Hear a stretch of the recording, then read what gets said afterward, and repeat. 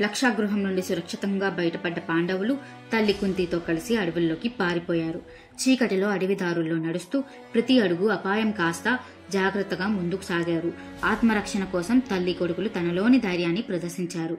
నిప్పుల మరుగులో నుంచి బయటపడి ప్రాణాలను నిలబెట్టుకున్నప్పటికీ వారి గుండెల్లో గాయం ఇంకా తాజాగానే ఉంది.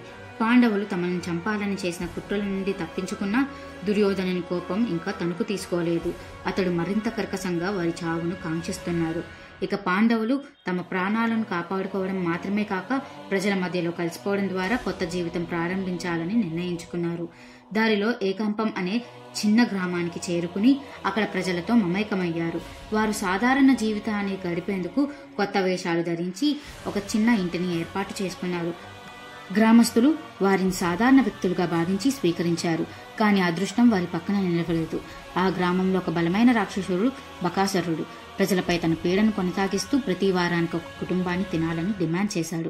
ప్రజలు భయంతో అతని ఆజ్ఞను పాటించేవారు. గ్రామస్తులు ఈ కష్టాన్ని చూసిన పాండవులు సహించలేకపోయాడు. భీముడు తన అమిత బలంతో బకాసురుణ్ణి ఎదుర్కోవాలని నిశ్చయించుకున్నారు. ఒక భీకరమైన పోరాటం జరిగింది. భీముడు తన శక్తిని నైపుణ్యాన్ని ఉపయోగించి రాక్షసుని ఓడించాడు. రాక్షసుడు మరణంతో గ్రామ ప్రజలు ఆనందంతో ఉత్సాహంగా సంబరాలు చేసుకున్నారు. పాండవులు వారి ధైర్యంతో ప్రజల హృదయాలను గెలుచుకున్నారు. అయితే పాండవుల గమనం ఇక్కడితో ఆగలేదు. ఈ చిన్న విజయంతో వారు తాత్కాలిక సంతోషాన్ని పొందినా ముందు ఇంకా ఎన్నో సవాళ్లను ఎదురుచూస్తున్నాయి. అజ్ఞాతవాసం ప్రారంభమయ్యే ముందు వారి జీవితం ఎన్నో మలుపులు తీసుకోబోతుంది. ఈ ప్రయాణం వారిని మరింత ధైర్యవంతులుగా, జ్ఞానవంతులుగా మలచబోతుంది. పాండవుల ప్రయాణం మనకు ఎన్నో విలువైన పాఠాలను నేర్పుతుంది.